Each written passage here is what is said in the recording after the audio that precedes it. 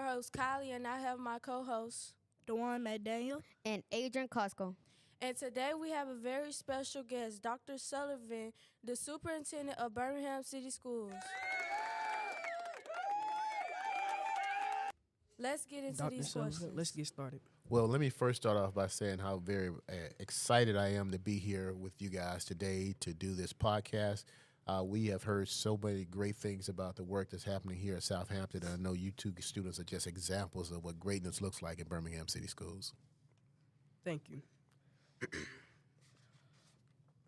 Did you go to Birmingham City Schools, and which school did you attend? I did go to Birmingham City Schools. I started off at Riggins Elementary School, which is up in North Birmingham. It's a place called Byes Hill.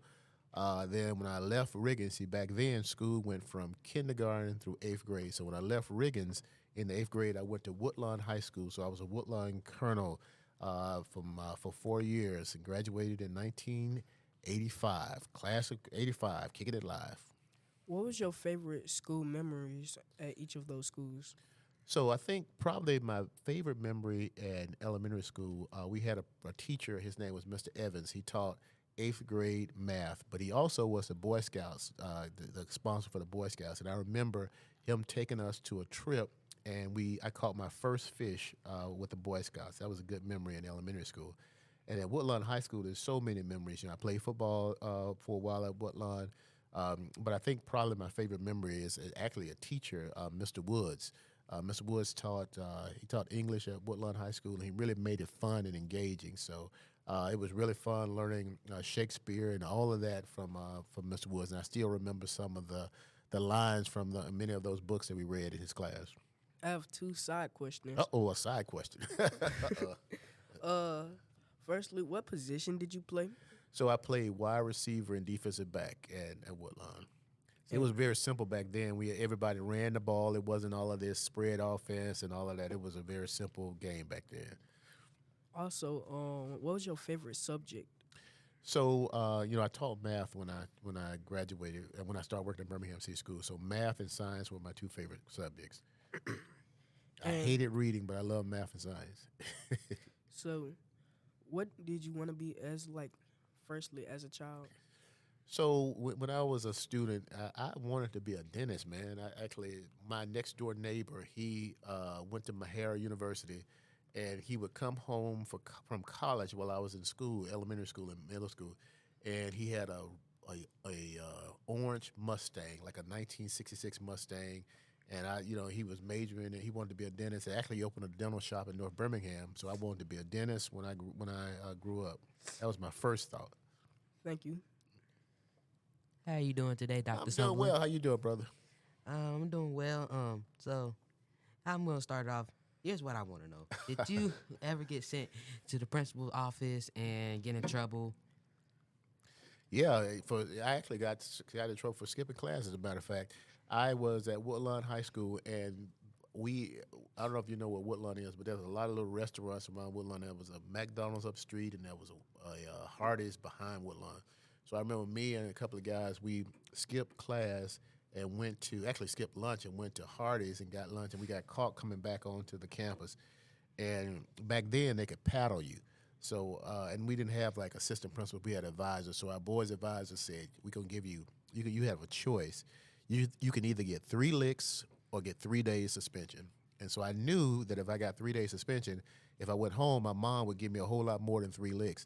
So I said, I'll take the 3 licks. So I took the 3 licks, went back to class. He never called my mom, and life went on. Now, there were some kids who took the suspension, but I chose not to do that. Teachers, please bring all bus riders and all other students. Yeah, I got the 3 licks, and I chose not to get the suspension. All right, next question.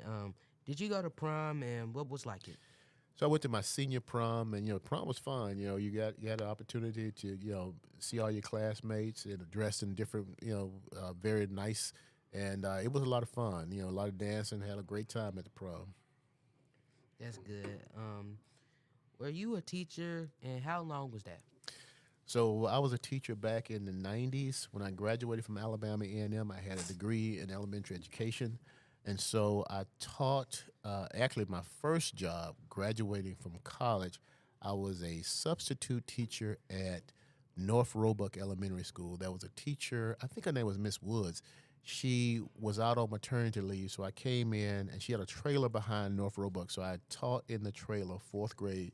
And then the next year, I got a permanent job, and that was fifth grade teacher at Dupie Elementary School. And I taught at Dupie, and then I also got transferred from Dupie, went to Center Street.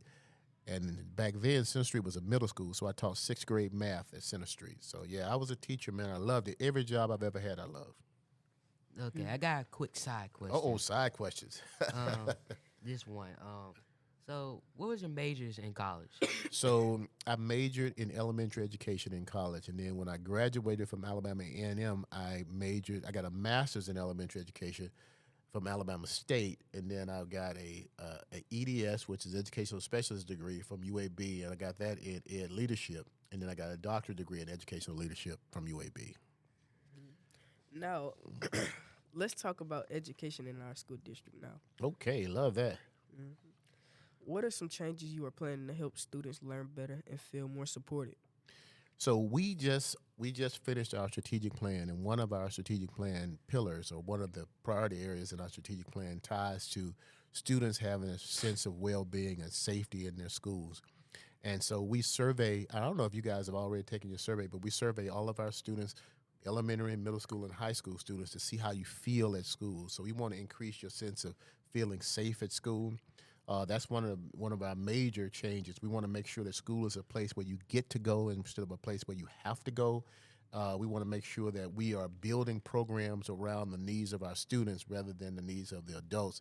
And so in order for us to do that, we had to find out what the opinions and thoughts of our students are. So that's really one of the big changes, focusing on our students and what their needs are. Also, a little side question: how did you did they tell you what were the problems, the students? Well, yes. So one of them was that students having a feeling of safety at school. So, my thinking was this: okay, like even at South Hampton, so we built a storefront. Like, so when you come in, you can't go right inside the building. You have to go through a little detector. And then we have metal detectors in high school. You got cameras in all of the buildings. We got security officers in the school. So I thought, well, everybody should feel safe by having that. But really, that may make you feel unsafe, because you may ask yourself, why do you need all this security if everything is okay? But really, it's not about just the things that you have. It's really, students are saying, the engagement, the connection with the teachers, connection with the counselors, connection with the principals. Like, you interviewed your principal this morning. I mean, that builds connection with you, with your principal. Also, being engaged in like sports activities and clubs. And so those are some of the things that we really want to focus in on, and that's what our data is telling us that students really want. Also, what is the most exciting thing happening in our school district?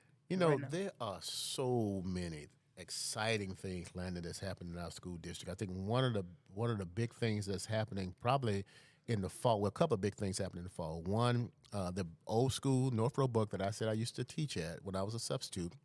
That school closed many years ago, so we are reopening that building as an early learning center.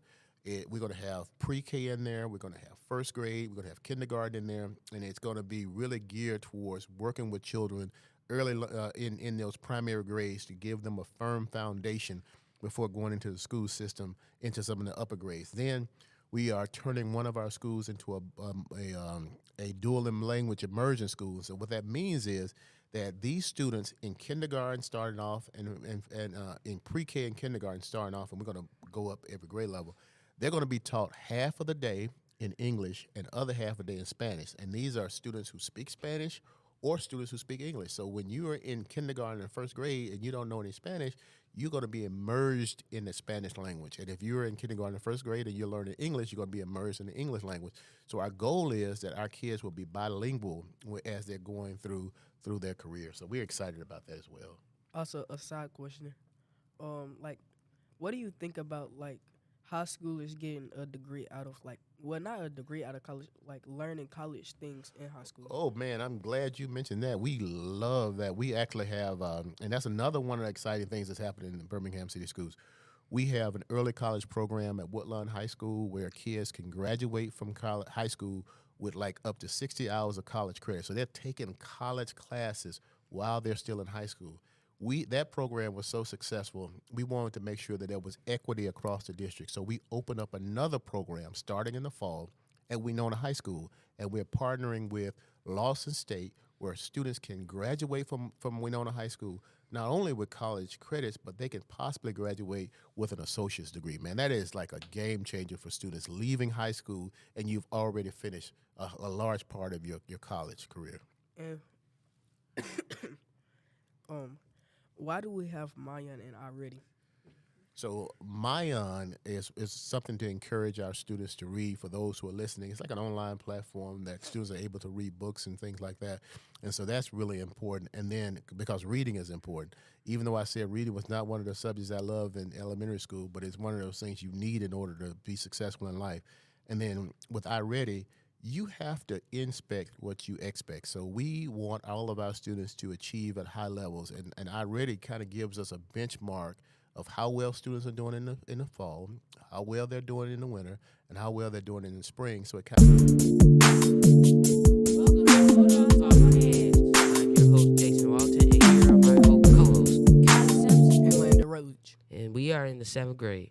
We also have a very special guest, our principal, Mr. Frank Willis, who's also been our principal for 3 months now. So, Mr. Frank Willis, how are you doing today? I am doing well. Just very happy to be here. Yes, that's good. That's good. So we're gonna ask you a couple questions today. And so just to start it off, as the new leader of Southampton, what excites you the most about joining the Bulldog family after your time of being the assistant principal at JO? Well, as the question stated, I was in a different capacity at Jackson Hole. I was assistant principal. So I'm excited about being the principal here because even though my former principal and I, we shared a similar leadership styles, and I learned a lot from him.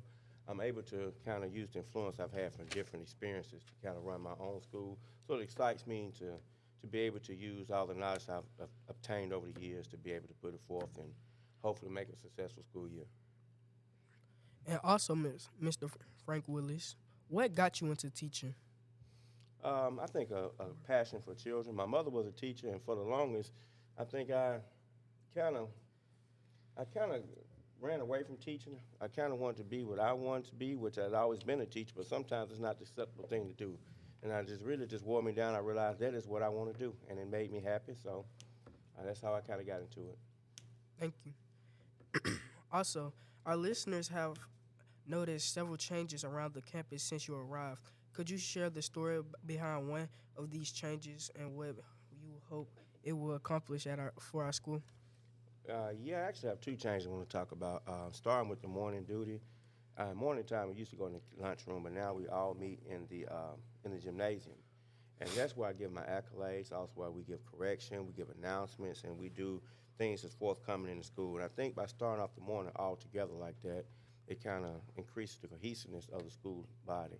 I also want to talk about, I know on Thursdays we do our benchmark tests, and on Fridays we do our celebrations. So one of the celebrations I brought here is that we do cotton candy, we do popcorn, we do our slushes, based on the students who made progress on their benchmarks that week. Okay, next question is, how do you plan to make sure students' voices and ideas are heard in your administration? Well, Will there be new opportunities for students to share their thoughts? Answering the second question first, yes, there will be opportunities. One of the practices I have is that I do a walkthrough every morning. I'm not in a meeting, and I try to do an evening walkthrough. And I'll go to every single class, and one of the questions I ask is, everything okay? And that gives me the opportunity to afford the students to talk to me and tell me what's going on. So typically I walk in, I see what's going on with the lesson, but I always say, is everything okay? And that kind of gets the students used to seeing me and also comfortable telling me with ideas or changes that they may have and any concerns. That's very nice. Very good. So the next question is, since we're a K-8 school, how do you plan to create a strong middle school identity and experience that help prepare Bulldogs for high school success? I think the key to that is exposure. I mean, through field trips and just getting speakers to come in, But I think it just goes back to exposure. The more our kids see and the more they get excited about high school and college or careers for that matter. But I think we just have to expose our students. That's good. That's good. Also, what vision do you have for building school spirit and Bulldog pride throughout our campus? Um, a couple of things I want to do. I want to do a boys' breakfast club to kind of get our boys involved. We get matching sweaters, cardigans, and so forth, and we have different speakers in from the community. I want to do a motto for the school, like we do in the morning. One of the things we open up every day, we say it's a wonderful day to be, and everybody say a bulldog. So I think that helps us with campus pride. My next question is, in today's digital world, how do you see technology enhancing our learning experience at Southampton K-8? Any exciting tech activities on the horizon? Yeah, we have a drone club that Miss Clark has, and we're going to reincorporate. But I think it was 2 weeks ago I actually brought somebody here that did a drone program that was free of charge. As we speak, we're on a podcast, and I think that's pretty exciting that we have everyone from over the district coming to use our podcast. We also have 3D printers, and I've also ordered a set of new computers. And so those computers are going to be used for different things in technology. So those are some of the things coming down the line. That's really good Thank you. for our learning. Next question is, our listeners want to know: do you have plans to expand to exterior opportunities for middle school? Our listeners want to know: do you have plans to expand extracurricular opportunities for middle schoolers, whether it's in sports, arts, or special interests in clubs? I do. I actually talked to Dr. Phillips at Bush Hills today, actually about an hour ago. And one of the things I'm going to meet with him, and we're going to do an interest kind of survey with our students to see what they're interested in. And if it's feasible, then we may see about maybe getting our own program. But if not, we're going to be more active in what we already have in place. But to answer your question, I have been in talks with our feeder pattern. And any interest we have, be it tennis, soccer, so forth and so on, if we have enough people to do that, then we're going to make that happen. Also, I have a side question. How do you feel about having getting a middle school football team?